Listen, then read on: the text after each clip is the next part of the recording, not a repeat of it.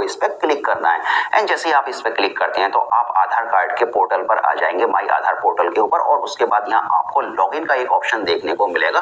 Simply आपको login पे click करना है। एंड जैसे आप लॉगिन पे क्लिक करते हैं तो यहाँ पहले स्टेप में आपको अपनी वाइफ के आधार कार्ड का जो नंबर है उसे एंटर करना है, कैप्चा कोड फिल करना है। तो यहाँ आपकी वाइफ के आधार कार्ड के ऊपर जो भी मोबाइल नंबर लगा हुआ है उस मोबाइल नंबर पे एक ओटीपी जाएगा, आपको उस ओटीपी को एंटर करना है और एंटर करने के बाद आपको लॉगिन कर लेना है। अब फाइनली आपके सामने आधार कार्ड पोर्टल का डैशबोर्ड ओपन हो जाएगा। अब सिंपली यहाँ से आपको एड्रेस अपडेट वाले ऑप्शन को चूज करना है एंड उसके बाद आपके सामने दो ऑप्शन आएंगे। सिंपली आपको सेकंड वाले option head of family HOF based address update वाले ऑप्शन को सेलेक्ट कर देना है।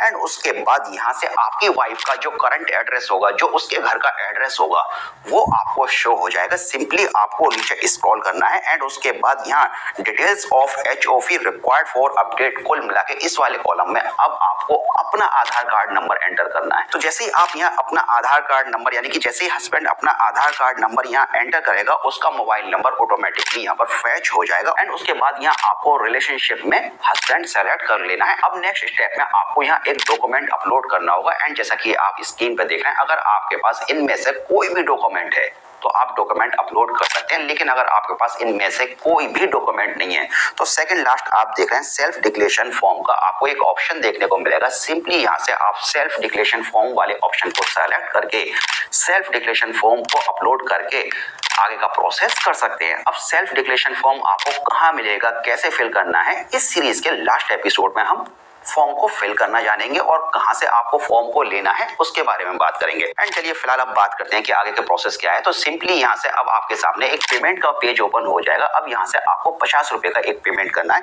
यहाँ आपको पेमेंट के दो गेटवे देखने को मिलेंगे, एक रेजर पे का, एक पे यू बिज वाला। आप किसी भी ऑप्शन को चूज कर सकते हैं। एंड जैसे आप यहाँ से किसी एक ऑप्शन को चूज करते हैं, मेक पेमेंट का आपको एक ऑप्शन देखने को मिलेगा और मेक पेमेंट पे क्लिक करने के बाद यहाँ से आप पेमेंट यूपीआई के थ्रू, क्रेडिट कार्ड के थ्रू, डेबिट कार्ड के थ्रू कर सकते हैं। एंड उसके बाद जैसे ही आप यहाँ से पेमेंट करते हैं तो पेमेंट करने के बाद आपके सामने एक डाउनलोड एक्नॉलेजमेंट स्लिप का ऑप्शन आएगा। सिंपली यहाँ से आपको अपनी पेमेंट स्लिप को डाउनलोड कर लेना है। एंड जैसे आप इस पेमेंट स्लिप को डाउनलोड करते हैं तो इस स्लिप के ऊपर आपको एक SRN नंबर यानी कि सर्विस रिक्वेस्ट नंबर देखने को मिलेगा। ये सर्विस रिक्वेस्ट नंबर बहुत ज्यादा इंपॉर्टेंट है। आगे का प्रोसेस इसी सर्विस रिक्वेस्ट नंबर के बेस्ड पर होगा। अब आपको नेक्स्ट स्टेप में अपनी वाइफ के आधार कार्ड से जो आपने लॉग इन किया था आपको लॉग आउट कर देना है और लॉग आउट करने के बाद अब आपको फिर से लॉग इन करना है और इस बार जो आपको लॉगिन करना है अपने आधार कार्ड से करना है।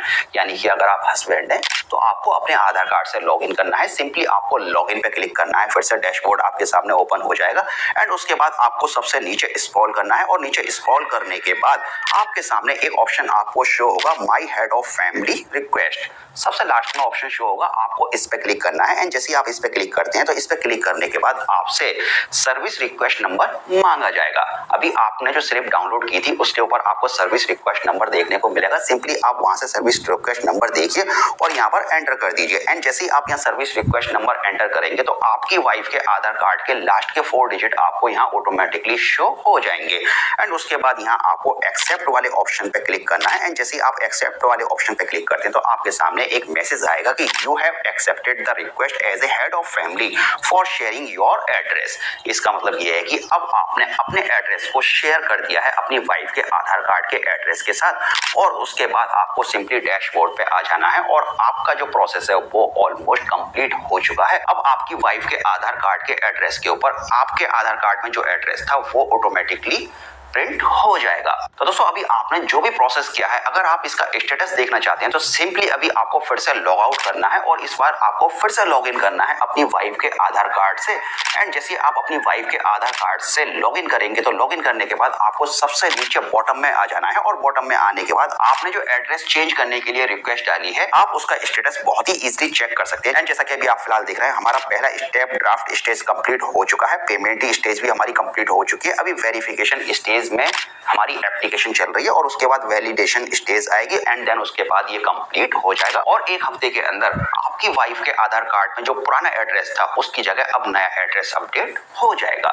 मेरे केस में जब मैंने अपनी वाइफ के आधार कार्ड में उसका एड्रेस चेंज किया था तो 2 दिन के अंदर एड्रेस चेंज हो गया था। तो चलिए दोस्तों, अब इस एपिसोड के अंदर जानते हैं हम सेल्फ डिक्लेरेशन फॉर्म को हमें किस तरह से फिल करना है। तो सबसे पहले हम बात करते हैं कि आखिरकार आपको सेल्फ डिक्लेरेशन फॉर्म कहां से मिलेगा। आप इस फॉर्म को गूगल से डाउनलोड कर सकते हैं, या फिर आप पोस्ट ऑफिस से ले सकते हैं, या फिर आधार सेंटर से जाके भी आप इस फॉर्म को ले सकते हैं। एंड चलिए अब फाइनली बात करते हैं कि सेल्फ डिक्लेरेशन फॉर्म को किस तरह से फिल करना है। तो सबसे पहले इस फॉर्म के अंदर आपको आई के बाद हस्बैंड का नाम टाइप करना है, एंड उसके बाद हस्बैंड का जो एड्रेस है उसके आधार कार्ड में उसको यहाँ पर लिख देना है। एंड उसके बाद नेक्स्ट कॉलम में हस्बैंड के आधार नंबर को यहाँ पर टाइप कर देना है, यानी कि लिख देना है। एंड उसके बाद नेक्स्ट कॉलम में यहाँ वाइफ का नाम लिखना है और वाइफ के आधार कार्ड के नंबर को टाइप कर देना है, और यहाँ पर रिलेशन में वाइफ लिख देना है। एंड उसके बाद फिर से नेक्स्ट कॉलम में वाइफ का नाम टाइप करना है, और उसके बाद आपको फिर से सबसे नीचे वाइफ का नाम टाइप कर देना है। एंड उसके बाद सबसे लास्ट में हस्बैंड को अपने साइन कर देने हैं, और आपको उस डेट को यहाँ पर मेंशन कर देना है। कुल मिला के उस डेट को लिखना है जिस डेट को आप इसे अपलोड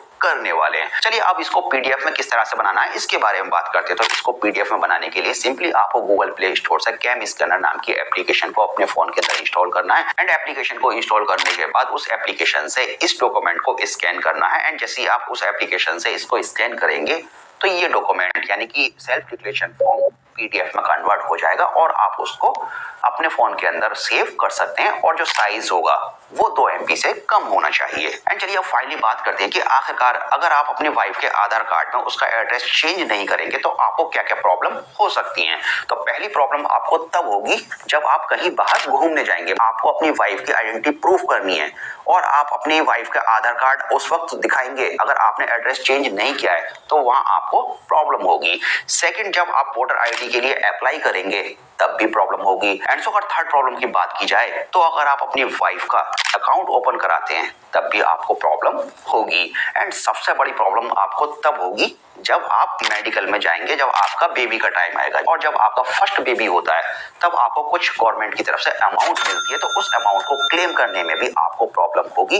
बिकॉज जब तक आप अपनी वाइफ का आधार कार्ड अपडेटेड एड्रेस के साथ मेडिकल में जमा नहीं करेंगे और अकाउंट की डिटेल शेयर नहीं करेंगे, यानी कि अकाउंट जब तक आपकी वाइफ का नहीं होगा तब तक आपको वो अमाउंट नहीं मिलेगी। एंड मुझे अब उम्मीद है कि इस सीरीज को देखने के बाद आपको काफी अच्छे से समझ में आ चुका होगा कि किस तरह से आप अपनी वाइफ के आधार कार्ड में उसका एड्रेस घर बैठे चेंज कर सकते हैं। अगर आपको ये सीरीज हेल्पफुल लगी है तो प्लीज आप अपने फैमिली मेंबर के साथ इसको शेयर कर सकते हैं, अपने फ्रेंड सर्कल में इसको शेयर कर सकते हैं जिनकी अभी अभी नई नई शादी हुई